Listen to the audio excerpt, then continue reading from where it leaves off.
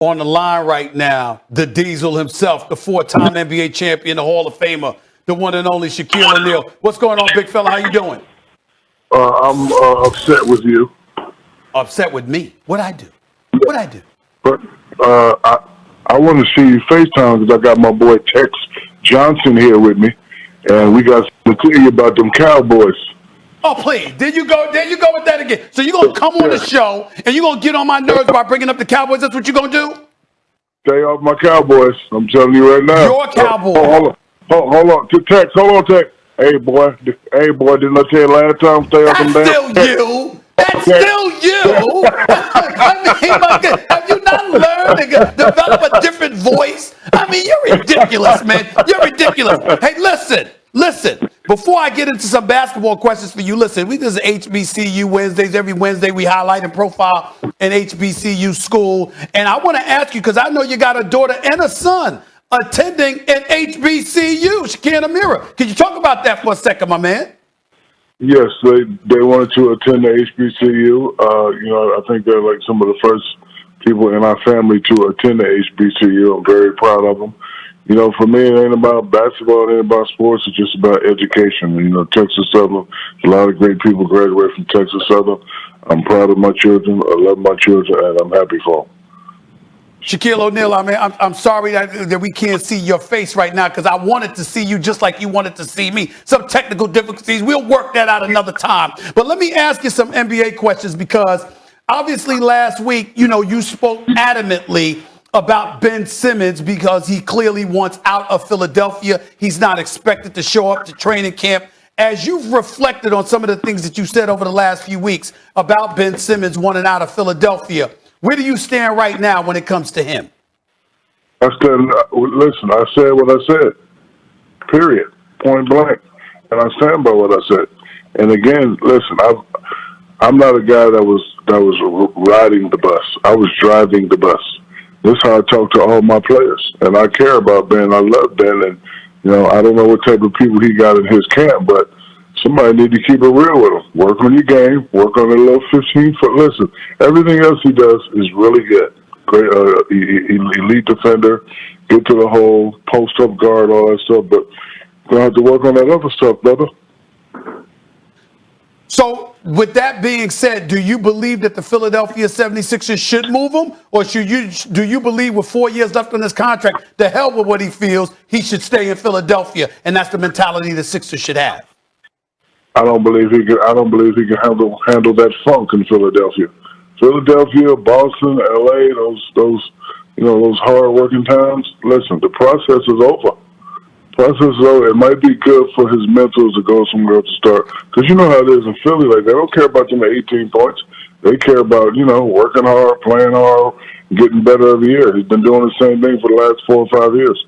I think the process is over. So I think for his mentals, for the, Philly, the city of Philadelphia, their mentals, time to do something else. And he clearly stated he didn't want to be there. So, but does anybody want him? What do you mean, does anybody want him? I mean, I know he can't shoot. If he shoots 75% from the free throw line, he could average 25 a game. And he's clearly one of the elite defenders in the game. I'm asking you, does anybody want him? I'm not making a statement. I'm asking you because you're more into this stuff than I am because I'm still on vacation, brother. Let me transition. Yesterday, I had Carmelo Anthony on First Take. Obviously, he's got his new memoir out. He's got a new book out. Congrats to him. But we were talking about the Lakers and how old they were. And he was like, we built for the playoffs. We'll be ready. We're incredibly confident with what we bring to the table. And it's championship or bust for us. That's how it has to be. Is it championship or bust for the Los Angeles Lakers this upcoming season? The great Carmelo Anthony was absolutely correct. I have no rebuttal. I have nothing to say. He's absolutely correct. A lot of people always talk about age, but when you show me a young team that's dominated, listen, young teams always make noise, but when they get to the playoffs, what do you always say? Oh, they don't have enough experience. When it comes to the most experience, the Brooklyn Nets and the Lakers have the most experience when it comes to age.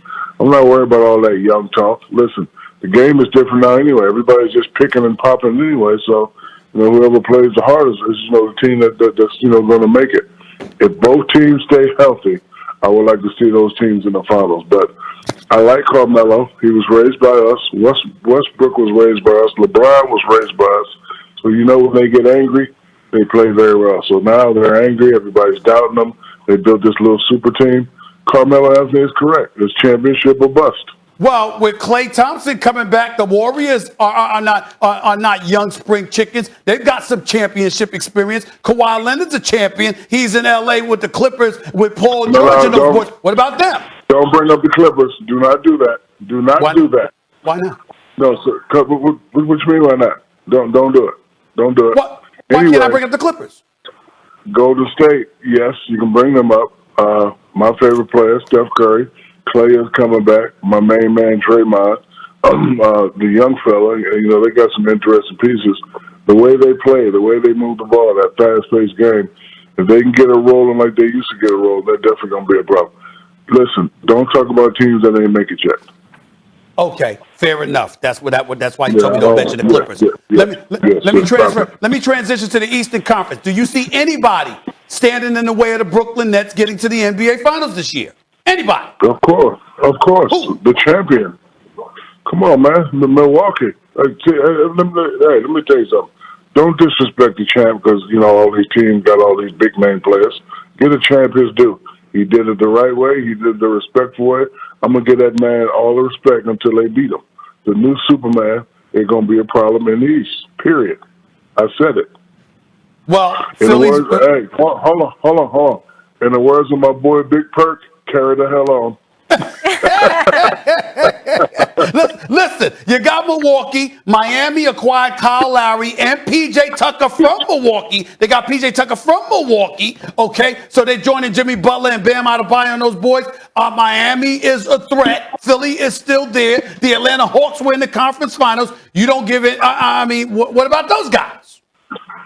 Those guys will make noise, especially Miami. The culture that Pat Riley set 10, 15 years ago. Eric Spoelstra is still one of the most elite coaches in the league. They're going to make some noise if healthy. But I'm not going to disrespect the champ. I like Milwaukee. I like Brooklyn. Those two are going to battle it out again.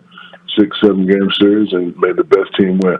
Again, in a perfect situation, myself, including with you, and Miss Molly. Hello, Miss Molly. How are you? Hey, how we doing? Good. We probably would like to see the Brooklyn Nets versus the LA Lakers in the finals.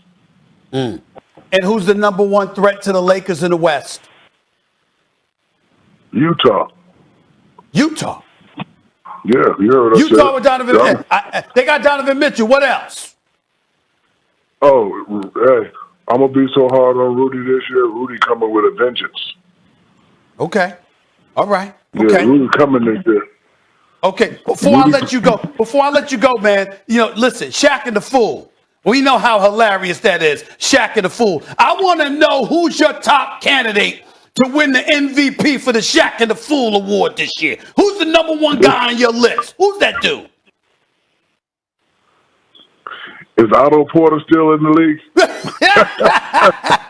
I don't even know. I don't even know. Now, that might have been the funniest of all time when he stood there frozen on the wing as a guy he was defending ran all the way on the opposite end of the court. That was hilarious. I ain't seen anything funny since.